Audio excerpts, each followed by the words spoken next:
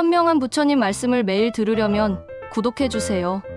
제8분 수행의 열매 깨달음. 사람들은 모두 항상 상이나 복을 받으려고 합니다. 끊임없이 남에게 인정받기를 원하고 보상받기를 원하고 남들이 자기 의견에 동의해 주기를 바랍니다. 우리는 이런 보상이나 복을 받기를 바라는데 부처님은 이런 마음에 대한 재미있는 가르침을 주십니다. 비단 불교인들뿐만 아니라 여러분들도 좋은 일을 하고 나면 무엇인가 받기를 원하지요. 서산대사도 스님들에게 말씀하셨어요. 당신이 보시를 받을 때는 고맙습니다 하면서 가볍게 받지 말고 내 몸에 칼을 꽂아 넣듯이 받아라라고요. 대부분의 보시는 얼마만큼의 대가를 요구하기 때문에 이런 말씀을 하셨을 것입니다. 이렇듯 모든 중생들은 무엇인가를 얻고 싶어 합니다. 그런데 여기 8분에서 부처님께서는 이렇게 말씀하십니다. 아무것도 바라지 말라. 왜냐하면 이 모두가 다 공하기 때문이다. 우리가 고통을 받는 가장 큰 이유 중 하나는 바로 자기가 베푼 만큼 되돌려받지 못한다고 생각하기 때문입니다. 옛날 숭산 스님께서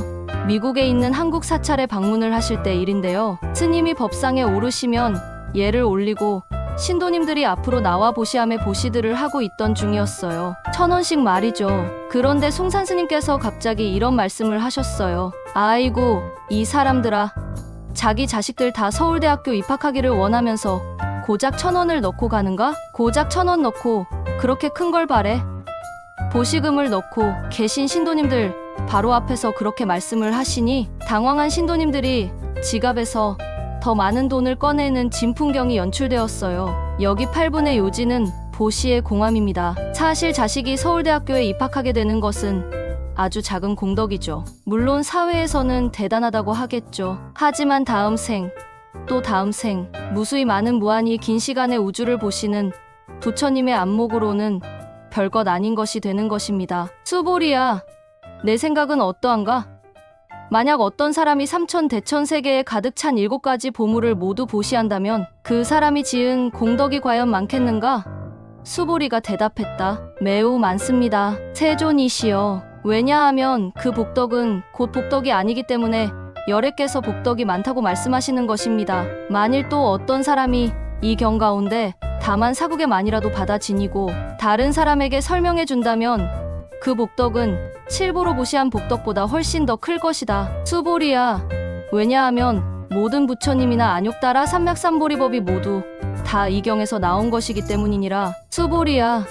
이른바 불법이라는 것도 곧 불법이 아니니라. 물질적인 보시는 공합니다. 공하다는 것은 쓸모가 없다거나 무의미하다는 것이 아니라 움켜쥘 수 없고 간직할 수 없고 기대할 수 없다라는 의미입니다. 사람들이 항상 남에게 칭찬을 받거나 공덕을 받기를 원한다고 했는데요. 실제 사람들은 넌 정말 대단하다. 정말 잘했어. 이제 넌 내 마음에 들었어.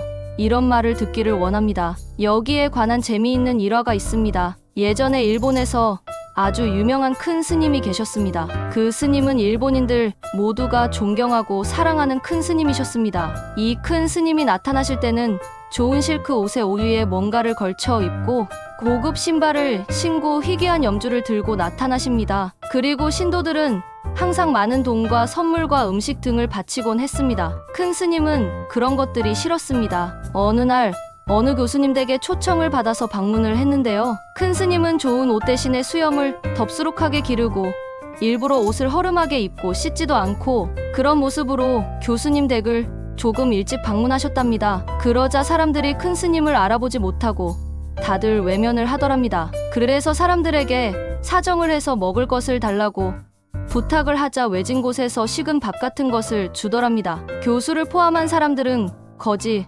스님이 큰 스님인 줄 모르고 빨리 나가기만을 기다렸습니다. 큰 스님께서는 개걸스럽게 먹을 것을 드시고 집을 나가서 좋은 옷으로 갈아입고 면도를 하고 몸을 씻었습니다. 그리고 본래의 큰 스님 모습으로 돌아와 대문을 다시 두드렸습니다. 그러자 집안 사람들이 모두 나와서 큰 스님을 성대하게 맞고 제일 좋은 자리로 안내를 했습니다. 그리고 성대하게 차린 상을 들고 와서 음식을 대접했습니다. 그런데 큰 스님이 식사를 하시지 않고 갑자기 음식들을 옷에다 문지르기 시작하셨어요. 그리고 고급 술을 몸에 뿌리기 시작했습니다. 다들 이 모습을 놀라서 쳐다보고 있었는데 큰 스님께서 이제야 알겠다. 지금까지 너희들은 단지 나의 이 좋은 옷에게 대접하고 있었구나. 나를 대접하려던 것은 아니었지. 오직 특별한 옷을 입은 사람을 대접하려던 것이었어.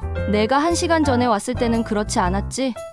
그러니 나보다 이 옷을 대접하려고 했던 것이니 이 옷에다가 먹을 것을 줘야지. 너희들은 나에게 대접을 해서 큰 복덕을 얻으려고 생각했던 것이야. 그러자 사람들이 스님에게 사죄드리고 자신들의 행동을 무마하려고 했습니다. 많은 사람들은 복덕을 바라지만 부처님께서는 그런 복덕이 사실 다 공하다고 하시는 것입니다. 어떠한 복덕도 다 텅 비어 있습니다. 왕을 모시나 부처님을 모시나 모든 공덕은 다 공합니다.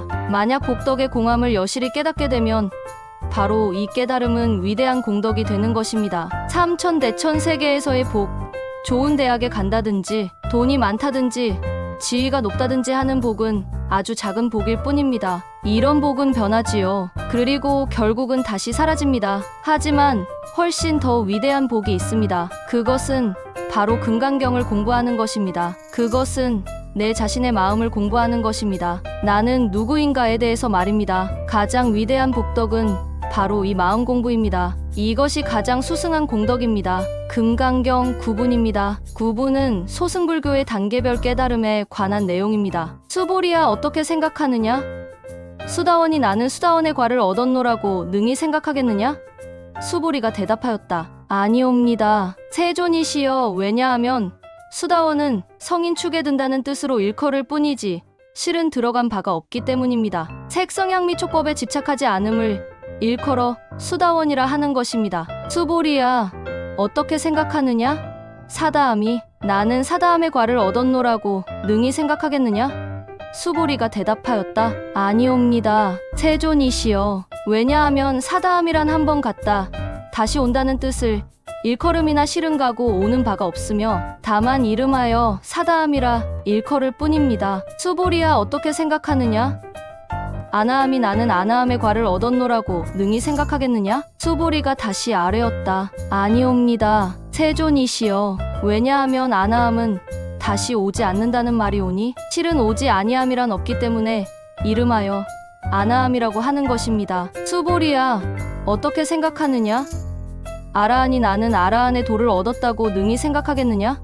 수보리가 아뢰었다. 아니옵니다. 세존이시여, 왜냐하면 실로 법이 없음을 깨달은 이를 아라한이라 이름하기 때문입니다. 세존이시여, 만약 아라한이 생각하기를 나는 아라한의 도를 이루었다고 한다면 곧 아상, 인상, 중생상, 수자상에 집착하는 것이 될 것입니다. 세존이시여, 부처님께서는 저에게 모든 고뇌에서 벗어나 마음의 고요를 얻은 사람 가운데 가장 으뜸이라고 하셨습니다. 그러나 세존이시여, 저는 욕망을 떠난 아라한이라는 생각을 하지 않습니다. 세존이시여, 제가 만약 나는 아라한의 도를 이루었다고 생각한다면 세존께서는 수보리는 아란나 행을 즐기는 자라고는 하시지 않으실 것입니다. 그러나 실은 수보리가 행하는 바가 없기 때문에 세존께서는 수보리야말로 아란나 행을 즐기는 자라고 일컬어 주시는 것입니다. 요즘 한국에는 이런 단체들이 많습니다. 무슨 수련회나 무슨 선원이라고 하고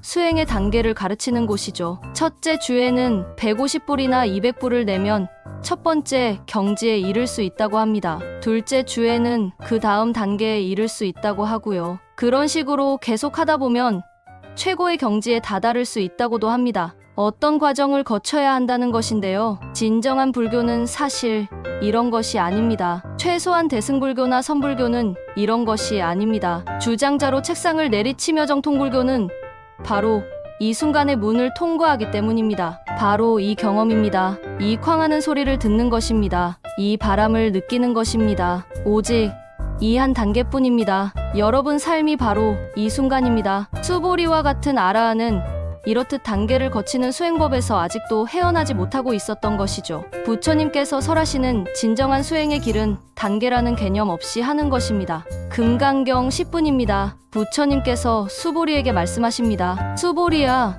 어떻게 생각하는가?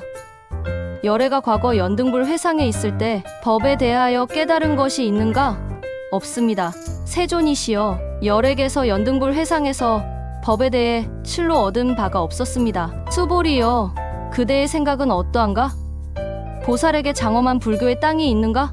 없습니다. 세존이시여, 왜냐하면 장엄한 불교의 땅은 장엄하지 않으며 그것을 이름하여 장엄하다고 하기 때문입니다. 그러므로 수보리여, 모든 보살마하살은 마땅히 이렇게 청정심이 생기며 마땅히 색에 머물러 마음이 생기지 않으며 마땅히 머무는 바 없이 그 마음이 생긴다. 수보리여, 비유컨대 어떤 사람이 신체가 수미상 같다면 그대 생각은 어떤가?